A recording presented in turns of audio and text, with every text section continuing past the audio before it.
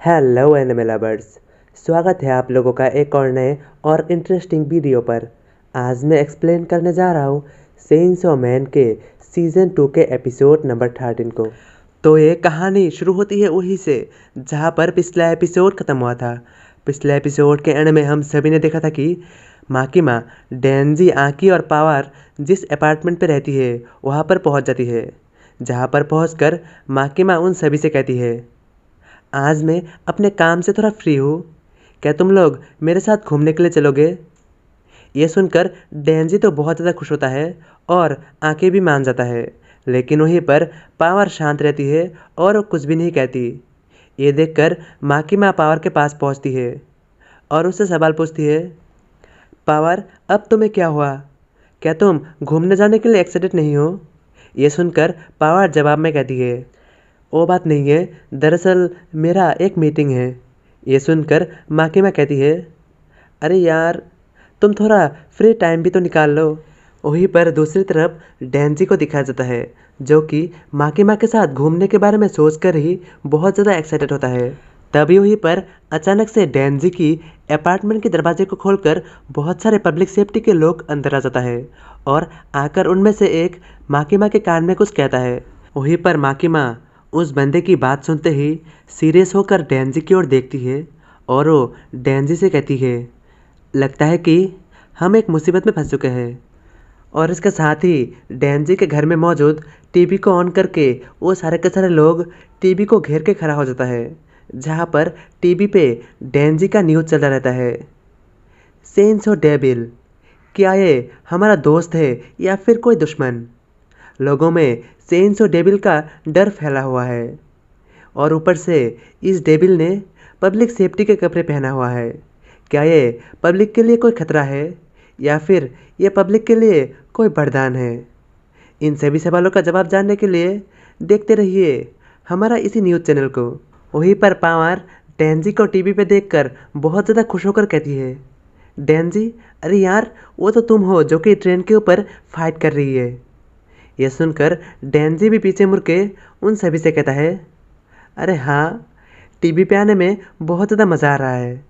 वहीं पर यह कहते हुए वो मुड़कर पीछे की ओर सारे के सारे लोगों की ओर देखता है तो माकिमा और बाकी सारे पब्लिक सेफ्टी के लोग डेंजी की ओर घूर कर देख रहा रहता है, जिसे देखते ही डेंजी तुरंत ही शांत हो जाता है। और वहीं पर माकिमा डेंजी की ओर देख कर उससे कहता है, तो उस छोटी सी बूम डेविल ने अपना काम पूरा किया। ये सुनकर डेंजी कन्फ्यूज होता है और उसे ज़्यादा कुछ समझ में नहीं आता। और डेंजी को कन्फ्यूज देखकर माकिमा आगे कहती है, डेंजी, इसमें कन्फ्यूज होने वाली कौन सी बात है? तुम्हारे बारे में दुनिया के लगभग हर एक न्यूज़ चैनल में चल रहा है, जिससे दुनिया के लगभग हर एक देश को पता है कि डेंजी अभी के लिए जापान में है और जो कि डेंजी एक डेविल है, लेकिन फिर भी वो आम लोगों के साथ रहता है और उनकी मदद करता है। इसके कारण ही मैं कंफर्म हूँ कि अमेरिका और चाइना डेंजी के पीछे हाथ धोकर पड़ जाएगा।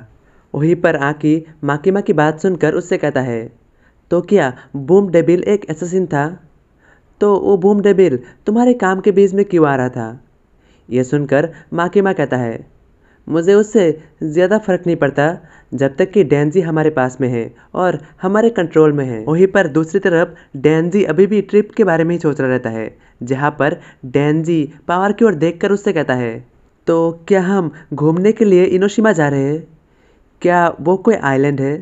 ये सुनकर पावर जवाब में कहती है, तुमने बिल्कुल सही सुना, वो मेरा होम टाउन है, इसीलिए मुझे उस जगह के बारे में बहुत कुछ पता है। और वहीं पर माकिमा आगे डेंजी से कहती है, डेंजी, हमें कुछ समय के लिए इस ट्रिप को पोस्टपोन करना पड़ेगा। हम लोग कुछ समय तक ट्रिप पर नहीं जा सकते क्योंकि तुम्हारे इस न्यूज़ की वजह से मैं आज से ही बहुत ज़्यादा बिजी हो जाऊंगी।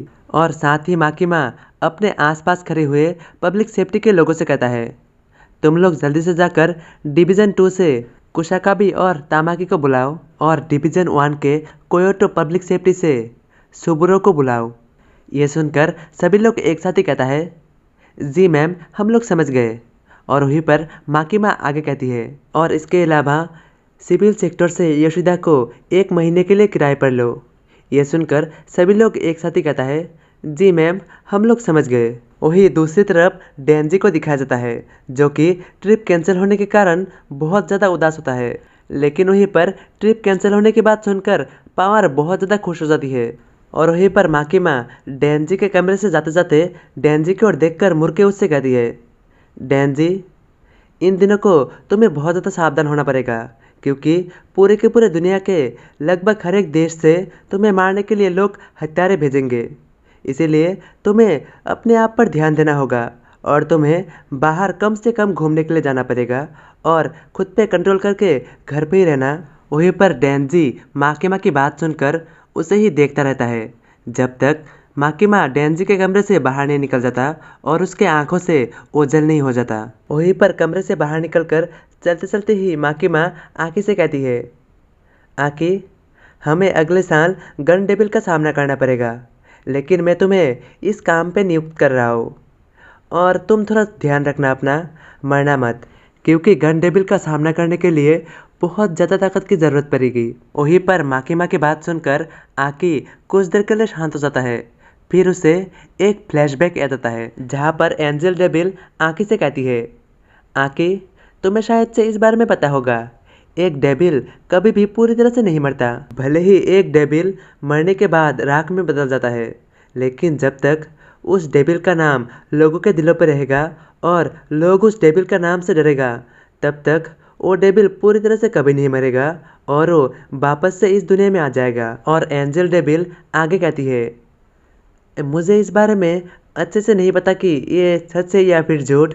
जब भी एक डेविल मरता है वो नरक में जाता है, लेकिन फिर से उसका पुनर्जन्म होता है और ये एक एंडलेस साइकिल है जहाँ पर जो डेविल है वो बार बार मरता है और बार बार जिंदा होता है।